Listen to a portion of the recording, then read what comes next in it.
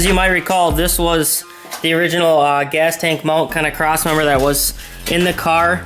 It was actually back in between these frame rails, but what I did was I just cut the whole section off. And that allowed me to have more space to build my own fuel cell. This will give me approximately 17 gallons versus the original 10. And then also over here, there's now a spot to mount my fuel pump in here, because originally I was gonna try and fit it up in here, but with all these moving parts from the suspension, it would have been closer than I would have liked. So back here it'll be nice and safe, close to the fuel cell. So that had to go bye-bye, a little minor surgery, but it's gonna save me a lot of space and give me more options for fuel. So I'm working on this fuel tank over here. You can see the obvious size difference between these two. I just got this rough bent right now into shape, but nothing's welded together yet. Here is my fuel pickup. This is a FASS fuel pickup with the tube, which I'm gonna have to bend to make sure it's at the bottom of the tank and curve properly. Anyways, that's gonna go on here like such. And you can see that this has a nut on it. So it's kind of sandwiched between, so you cut the hole big enough for this thread to fit through, and then you nut it up, right? That makes sense, and that's all fine and dandy in a stock Dodge fuel tank, because you can take out the fuel sender, which is right next to where you mount this, and you can get a wrench in there. Well, with this fuel sender, which is what I'm going to put in my tank here, this fuel sender hole, even if I were to remove the sender, if I had to for some reason get this out, isn't big enough.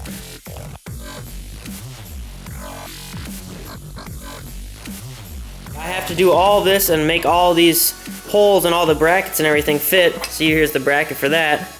I have to make all of this stuff fit before I weld the tank together. So there's really a big order that I have to do this, and otherwise once I weld this together, I won't be able to get the stuff welded in here properly. But the problem with that is it's hard to know exactly where everything's gonna come up.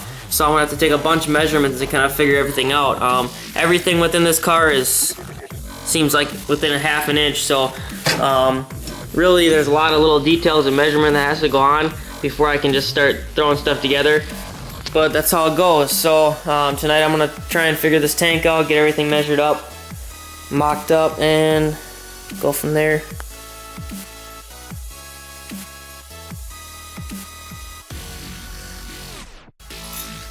Now this right here, these are the brackets that come with the FASS lift pump setup here. So basically how this works is this mounts to the bed, the box mount on a stock Dodge Ram. And then this bolts to this and kind of holds all this in position, so you can kind of slide this any direction you want. But what I'm going to have to do, because this is a custom application, and because this is actually going to go on the opposite side of the frame rail, I'm going to have to modify this bracket to work for me. So the nice thing about these brackets that they have is there's a lot of adjustability here in this, not only this bracket, but also this bracket. And you can kind of make it adjustable going this direction as well. So there's a lot of different options here for me, so I like that. That's going to be good for anybody that's doing a custom application. I know a lot of guys just do bolt-on, but this isn't a bolt-on case. So originally this bracket here was designed to bolt onto this bracket here. Well, you can see here that I've modified this bracket to work for my specific application. And one thing that was original in this kit was this little rubber isolator. So this actually went between here and this plate and kept everything from vibrating. But because I'm actually going to weld this directly to my frame, I am not going to be able to put this isolator between here and the frame, obviously, because it'll just melt. So what I'm going to have to do is, here's these little bushings which mount on the fuel pump like so. I'll show you over here in a second. These are kind of spacers, and they mount like this. Okay, makes sense. And the bracket obviously goes like this. You get the point. Actually, it goes this way. Well, because there's no rubber isolator here, you can see that I will have to add something if I want to kind of dampen the vibration. So what I'm going to do is I have this just thick piece of rubber. This is probably what, 1/4 inch, maybe 3/8 rubber. And what I'm gonna have to do is I'm gonna measure the thickness of this, and then instead of buying longer nut bolts, I'm just gonna take and grind these aluminum spacers down the same amount as this. That way I have the same amount of threads going into the fuel pump. Right there you can see that I have the FASS system installed or tacked up to my frame where it needs to be. I got it close to level. It's about 4 degrees from level, but I don't think that it's gonna be an issue. You can see that little modification I did on the bracket, bending it so that it kind of puts the pump at a better angle to hook up the lines. So it's almost 10 o'clock at night. Today I edited episode 25 of Wild-Torquey series, and so now that I got that done, I'm gonna come down here and I'm gonna work on the fuel tank. Last night I got the fuel pump mounted to the frame rail, and now I just gotta kind of finish fitment on the fuel tank and finish welding up the ends and all that. So it's getting down to crunch time. I got about 42 days left in the build, and I still got lots of parts to install, so you can kind of see that it's in shambles, but hopefully it'll be done in time. Long days, long nights, that's what it takes. We're gonna have to cut. Yeah, because now this is the bottom. Yeah. So maybe you should cut a diagonal in there. Or we should put a hole in this or something so more fuel can go. Understand? Oh, or just cut off this corner here. Yeah, something like that.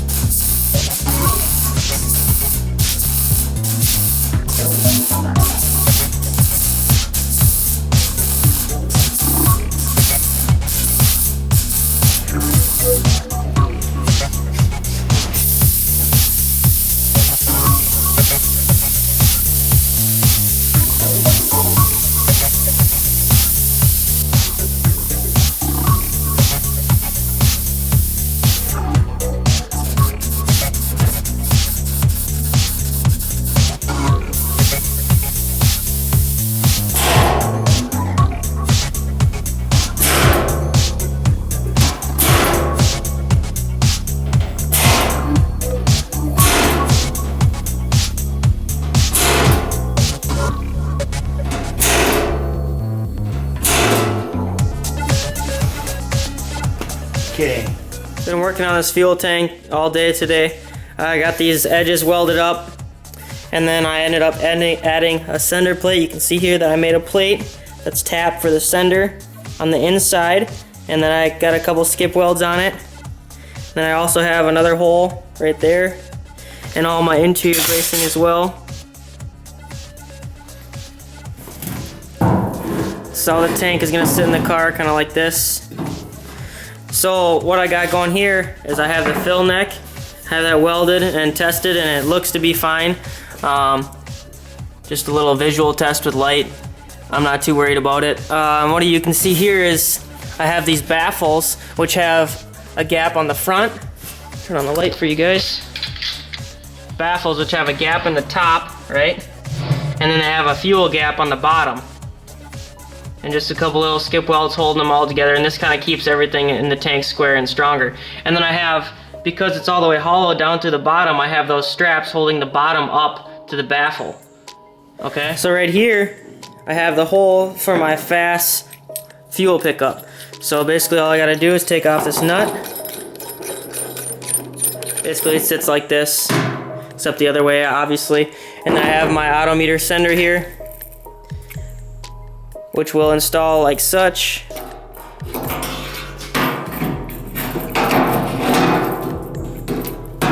Then you can see what I did here so I always remember which way this goes. Put a little notch in the sender itself, and then I put a little tack weld there so I always remember which way it goes, just for faster alignment, whatever. Okay, and then all those bolts together. There you can see that I have the FASS pickup installed and the tube pressed on. And then what I did here was I made a little loop out of just some little stainless steel 1/4-inch rod, and that holds that pickup into place. That way it's close to the ground, but not, or close to the bottom of the tank, but not on the bottom of the tank, and it's more towards the back of the tank. The tank will be sitting kind of like this, so you can see that the sump of the tank is sort of where that pickup is. And then you can see that obviously I have my sender here, and that's just barely off the ground. And it goes up, almost touches the top. I've been working on this tank the last couple days. I finally got it done, other than paint. So now you can see that I have these mounting brackets here, this big mounting flange here, which is gusseted, and then another mounting flange here. So this is kind of like a triangulated setup. It's nice and strong. What I gotta do now is I'm gonna take a wire wheel and just clean up all these welds where all this carbon buildup is, because if you try and paint where there's carbon buildup, eventually it's just gonna flake right off. So you gotta clean all that up. I'm electing not to grind all these tacks down, all these welds, whatever you want to call them, because first of all, it's a rat rod, so I kind of like the weld look. Second of all, just if there's any porosity or any weak spots in this when you're grinding it, you're gonna open up holes and you're gonna have more leaks. So once I get this cleaned up, I can go ahead and pressure test it and make sure there's no leaks, and then go ahead and paint it. And then I have a special coating that I'm going to put inside this, because diesel condensates. When it moves, it condensates. So what you have to do is you have to coat your tank so that it doesn't rust inside. You can see right here I'm pressure testing this tank, and I just got some rubber gloves zip tied on here. You can see there's pressure in there. You can see there's pressure where my duct tape is. Basically all I did was I put this 1/8-inch hose barb on here, and I put this hose on here, blew into it until I couldn't blow any more air in there, and then clamped it with 2 clamps so it doesn't leak. So now I'm just gonna take my soapy water, just a thing full of water, and I put a few drops of soap in it, and I'll go along and I'll check for any leaks, and then have a towel and a Sharpie so I can dry it and mark any leak that's potentially on here.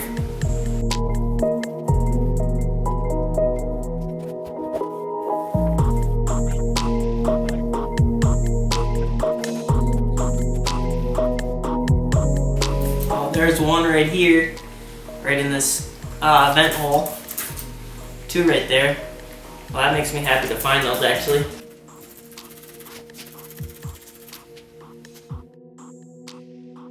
So Redco recommends that every 12 gallons of fuel tank, you use 1 quart of their solution. So I ended up buying a gallon. I can use this later. I ended up using buying a gallon. My tank is 17 gallons, so I'm actually gonna use about 1.5 quarts. Now this is just the can from a spray gun, and most of these cans are usually about 1 quart up to this lip here. So that tells me that I need to fill this up to the lip and then fill it up about halfway again. Or if you don't have one of those, you can also use like a beer can or something. So this is 12 ounces and a quart is 32 ounces, so use about 3 of these, a little bit less than 3 of these, and that'll work too. And this is also easy to pour out of.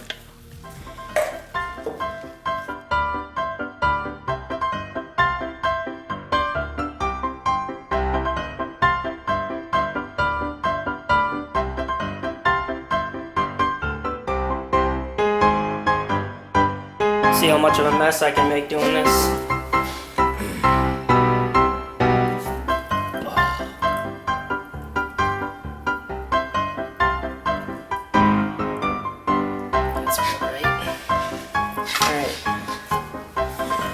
Let that drain in there, and I can pour it in the tank.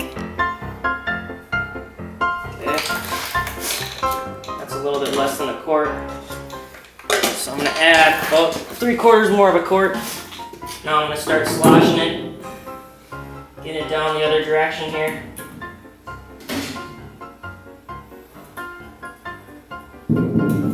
Turn it. Make sure it gets past all the baffles.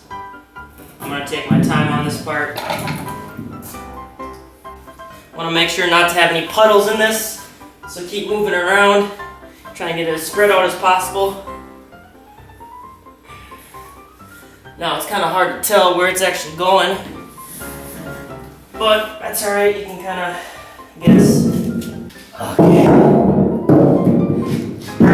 Now you can see, look at this here. It recommends you put the lid on right away. You see that's why, because it gets jelly like that. So I'm gonna put the lid on, tap it on. Now they say this is a whole day process if you're going from a used tank, because you have to clean the tank and you want it to be thoroughly clean. Otherwise it won't end up working. So make sure your tank is really clean. You can't spend too much time on it, you know, so I mean there's no such thing as spending too much time on something to make it right. So that's kind of what I'm doing. See, I'm breaking a sweat here.